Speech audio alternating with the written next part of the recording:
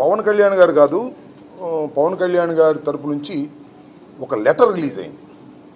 అదేంటే పవన్ కళ్యాణ్ గారికి పెద్ద పెద్ద దండలేయమాకండి, క్రేన్ల మీద పూలు జల్లమాకండి, ఆయన నిమోనియాతో బాధపడుతున్నాడు అనేటువంటి ఒక లెటరు నేను చూసి చాలా ఆశ్చర్యం వేసింది. రాజకీయాల్లో నాకు చాలా ఆశ్చర్యం, నవ్వు అనిపించింది. ఏమిటంటే పూలేయొద్దు, మా నాయకుడికి ఇబ్బంది జరిగిద్ది, పెద్ద పెద్ద క్రేన్లతో దండలేయొద్దు, మా నాయకుడికి ఇబ్బంది జరిగిద్ది, మా నాయకుడు నిమోనియాతో ఉన్నాడు. అసలు ఎప్పుడు నిమోనియాతో ఉంటాడు, అతను ఎప్పుడు కూడా అనారోగ్యంతోనే ఉంటాడు. మీరు చూశారుగా, మొన్న జ్వరం వచ్చిందని పిఠాపురం వదిలేసి హైదరాబాద్ వెళ్ళిపోయాడు. ఆయనకి ఎప్పుడు జ్వరం వస్తూనే ఉంటుంది. నేను చాలా సందర్భాల్లో చెప్పా, పవన్ కళ్యాణ్ అనేటువంటి వ్యక్తి సినిమాల్లో పనికొచ్చాడేమో కానీ రాజకీయాల్లో పనికొచ్చేటటువంటి వ్యక్తి కాదు అని.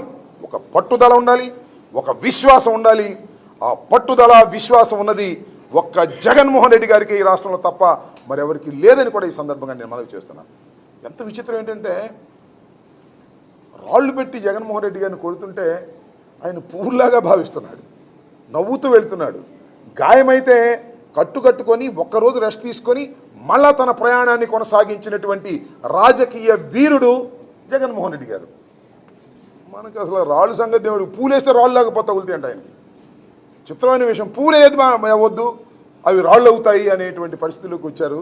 నేను మనవి చేస్తున్నా, జగన్మోహన్ రెడ్డి గారికి రాళ్లు వేసిన పువ్వులుగా భావించే గుండె ధైర్యం కలిగినటువంటి వ్యక్తి జగన్మోహన్ రెడ్డి గారు.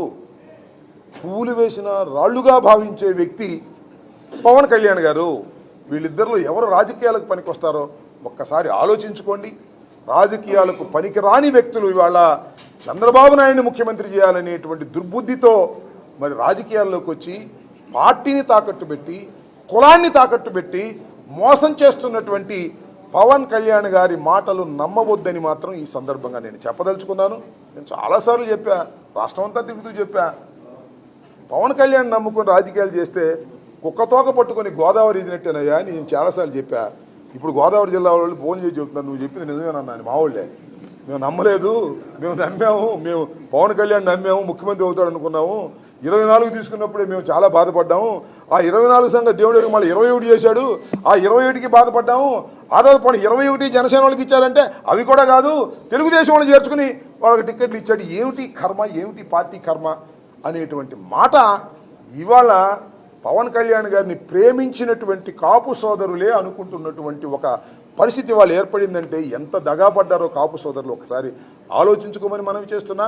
అయ్యా, మీరు జన సైనికులా లేక చంద్ర సైనికులా తేల్చుకోండి అయ్యా. మళ్ళా చంద్రబాబును ముఖ్యమంత్రి కావడం కోసం ఆయన పల్లకి మీరు ఎందుకు మోయాలో జన సైనికులు ఆలోచించుకోవాలని మనవి చేస్తున్నా. ఇక్కడున్న జన సైనికులేమో సర్దుకుంటున్నట్టు రాజీనామా చేశారు. ఒక ఆయన చాలా కష్టపడ్డాడు, పేరు ఎందుకులేని చాలా కష్టపడ్డాడు, చాలా డబ్బులు ఖర్చు పెట్టాడు, పవన్ కళ్యాణ్ కోసం యాగాలు చేశాడు, అన్నీ చేశాడు.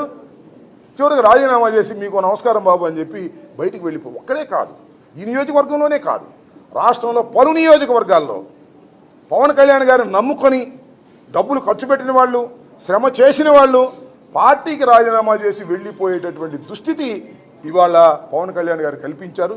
కాబట్టి పవన్ కళ్యాణ్ గారు రాజకీయ నాయకుడుగా కాదు, ఇక ముందు కాలేడానికి సందర్భంగా చెప్పదలుచుకున్నాను.